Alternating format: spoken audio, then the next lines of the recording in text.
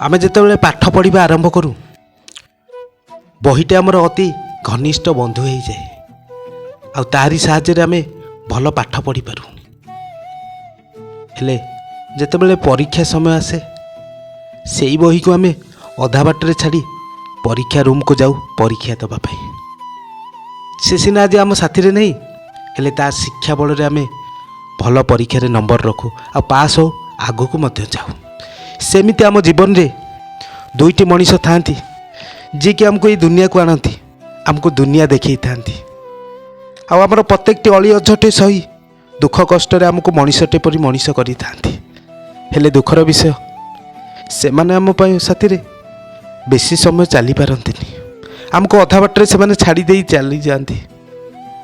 ସେମାନେ କେହି ନୁହନ୍ତି, ଜଣେ ବାପା ତ ଆଉ ଜଣେ ମା। ହେଲେ ସେମାନେ ବିନା ସ୍ୱାର୍ଥରେ ଆମକୁ ଗୋଟେ ସୁନ୍ଦର ଲାଇଫ୍ଟେ ଉପହାର ଦେଇକି ଯାଆନ୍ତି।